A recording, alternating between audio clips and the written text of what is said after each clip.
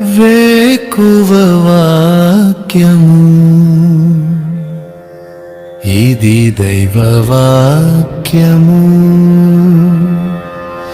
వేకువ వాక్యము ఇది దైవ వాక్యము. వేకువ వాక్యము ఇది దైవ వాక్యము. వేకువ వాక్యము ఇది దైవ వాక్యము.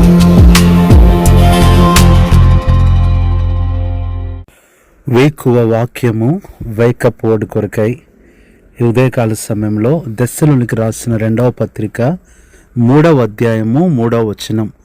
ప్రభువు నమ్మదగినవాడు, ఆయన మిమ్మల్ని దుష్టత్వం నుండి కాపాడును. ప్రభునందు ప్రియులారా, ఈ ఉదయకాల సమయంలో మనము జ్ఞాపకం చేసుకోవాల్సిన ఒక గొప్ప మాట, ప్రభువు నమ్మదగినవాడు. నీ ప్రతి అపనమ్మకమైన పరిస్థితులలో, నీ అపనమ్మకమైన మనుషుల మధ్యలో, అపనమ్మకమైన విషయాలన్నిటి మధ్యలో దేవుని యొక్క నమ్మకత్వం అనేది మనకు కనపడుతూ ఉంటుంది. అందుకని మోసం చేసే మనుషులు, నష్టం చేసే మనుషులు, ఎన్నో రకాలుగా నమ్మక ద్రోహం చేసే ఇలాంటి ప్రజల మధ్యలో మనం గుర్తు చేసుకోవాల్సిన ఒక గొప్ప మాట, ప్రభువు నమ్మదగినవాడు. అందుకని నీ ప్రతి బాధలో, కష్టంలో, ఇబ్బందిలో నువ్వు గుర్తు చేసుకోవాలి. వీలైతే ఈ మాట రాసుకొని ఎక్కడైనా అంటించుకొని మాటికి చూసినప్పుడల్లా మనకి ఎంత ధైర్యం వస్తుందో. ఆయన నమ్మదగినవాడు అనే మాట మనకి ఎంతో గొప్ప నిరీక్షణ కలుగజేయటమే కాదు, బలహీనమైన పరిస్థితుల్లో నుంచి మనల్ని బలపరిచేదిగా ఉంటుంది. కృంగిపోయిన పరిస్థితుల్లో ఆయన నమ్మదగినవాడు అనే మాట మనల్ని ఎంతో లేవనెత్తేదిగా ఉంటుంది.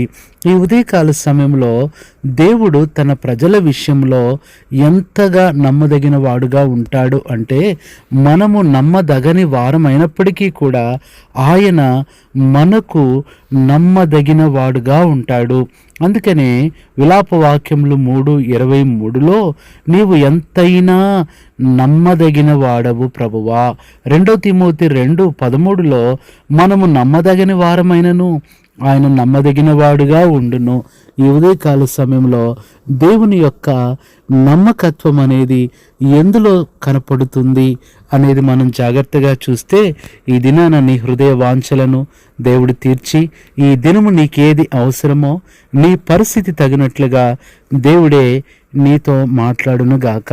మొట్టమొదటిది ఆయన నమ్మకత్వం మనము ఎందులో చూడొచ్చు అంటే, యెషయా గ్రంథం 65వ అధ్యాయము 16వ వచనము.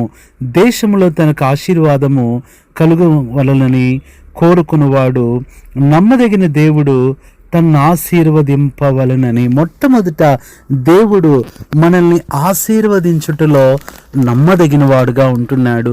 నిజంగా ప్రజలు చూసినట్లయితే మనుషులు ఎలా ఉంటున్నారంటే, నిన్నెప్పుడు కోప్పడాలి, నిన్నెప్పుడు శపించాలి, నిన్నెప్పుడు దూషించాలి అనేవారుగా ఉంటారు. ఒక రకంగా చెప్పాలంటే, నిన్ను ఒక్క మాట కూడా అనకపోతే వారికి తృప్తి ఉండదు, ఆ రోజు గడవదు, నిద్ర కూడా పట్టదు.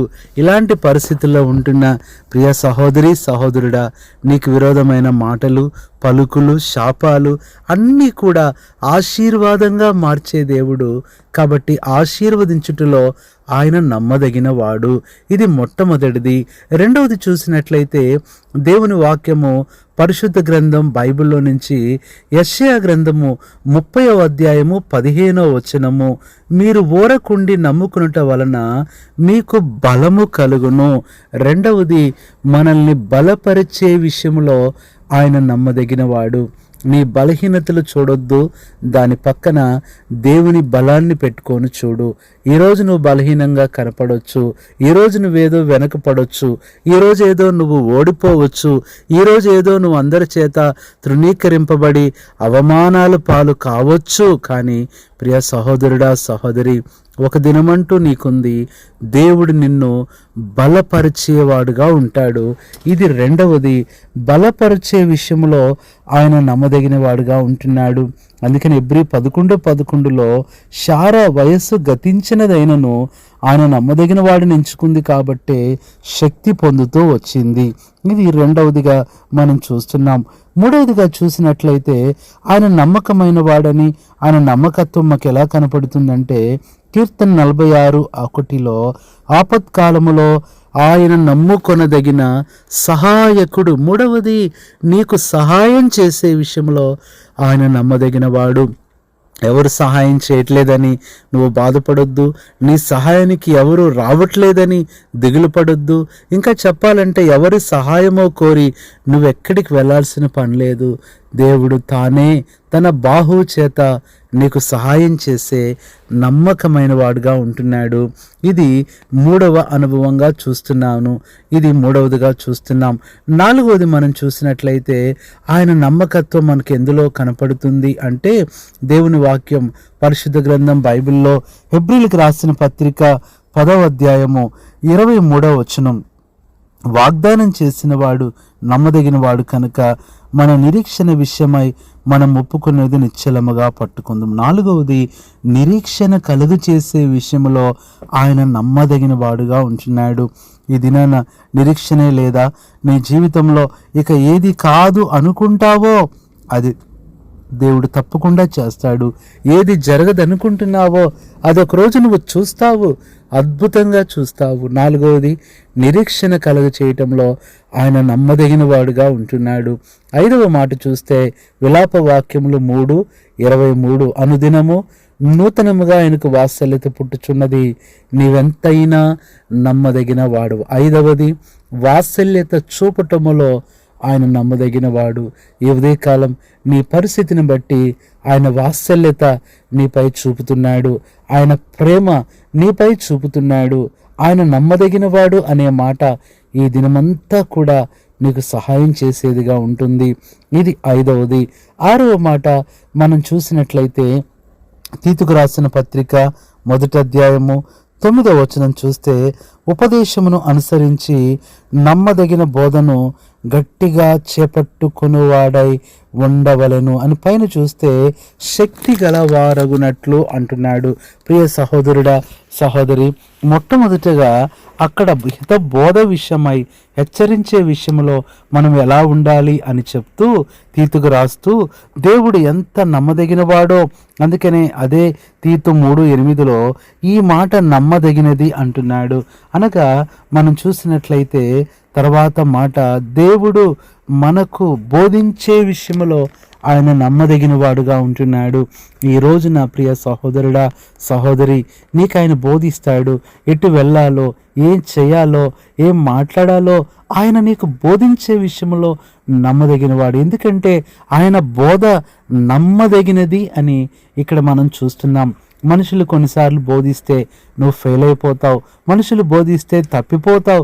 కొన్నిసార్లు విద్యార్థులు కూడా అర్థం కాని సబ్జెక్టు చదువు ఏదన్నా ఉంటే ఎంత టీచర్స్ చెప్పినా నీకు అర్థం కాకపోతే నువ్వు చెప్పాల్సింది, ప్రభువా నీవే నాకు బోధించు, నువ్వు గొప్ప బోధకుడు అని చెప్పినప్పుడు నమ్మకంగా ఆయన నీకు బోధించేవాడుగా ఉంటున్నాడు. చివరిగా మనం చూసినట్లయితే ఏ విషయంలో ఆయన నమ్మదగిన వాడు అని మనం చూసినట్లయితే దేవుని వాక్యంలో 1 యోహాను 1:9లో మన పాపములను మనం ఒప్పుకుని ఎడల ఆయన నమ్మదగిన వాడు, నీతిమంతుడు. మనల్ని క్షమించే విషయంలో ఆయన నమ్మదగిన వాడు. ఈరోజున చాలామంది ఏదన్నా నువ్వు చిన్న మాట అన్నా, పొరపాటు చేసినా నిన్ను క్షమించినట్లు క్షమించి అది మరలా మనసులో ఉంచుకొని మరలా నిన్ను ద్వేషించి ఇబ్బంది పెట్టే పరిస్థితులు ఉంటాయి. కానీ దేవుడు ఎంత నమ్మదగిన వాడంటే క్షమించేసి ఆయన పూర్తిగా మర్చిపోయేవాడుగా ఉంటున్నాడు.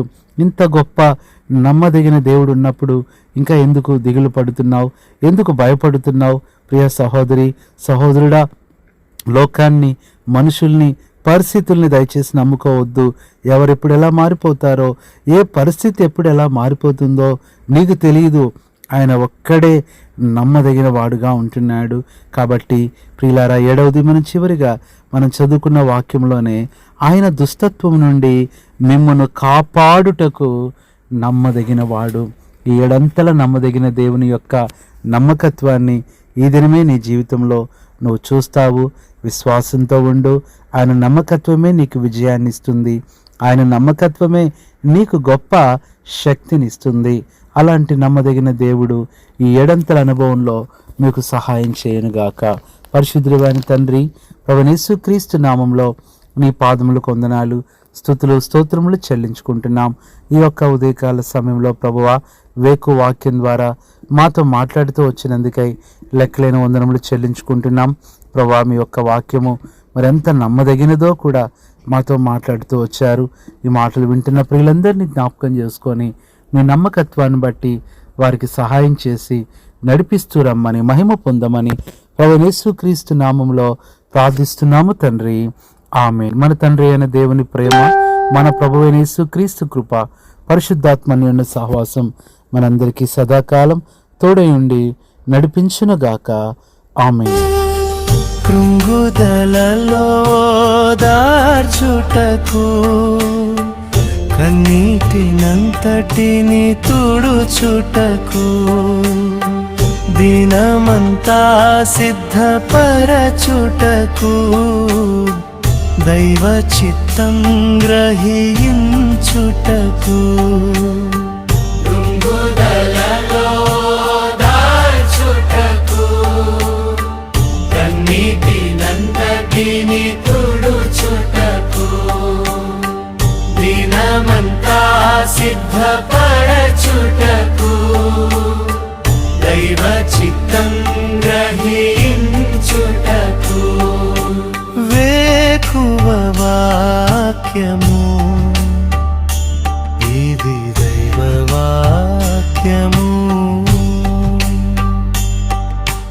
వేకువ వాక్యము,